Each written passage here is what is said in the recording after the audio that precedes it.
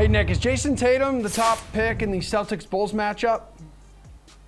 I think he has to be.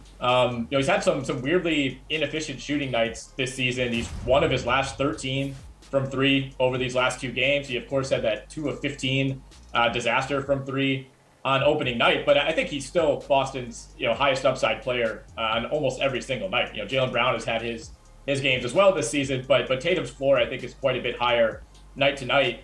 If you look at the other side of this matchup, like Zach LaVine, I think has looked okay. He's playing through that torn ligament in his hand. He's been, good, not great in his last two games. You do wonder, how much that bothers him. So even if you think LaVine versus Tatum is somewhat comparable, I think the fact that LaVine is continuing to play through an issue on his dominant shooting hand, maybe that breaks the tie for me. So I'm willing to pay the $900 more and go Tatum over LaVine. 9-game slate tonight. Is Tatum the top pick in this game, Matt?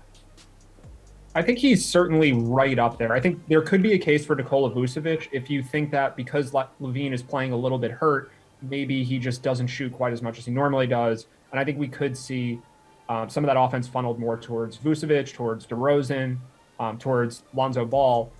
I still think it probably is Tatum. This is a game, though, even though the total is pretty reasonable, up near 220, there are a lot of players to score on both teams, and both teams are pretty healthy right now. So I don't really love anyone. It's almost like Tatum is the least bad option.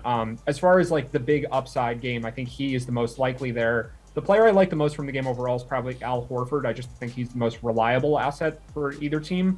But as far as putting up a big game, I think Tatum is the guy.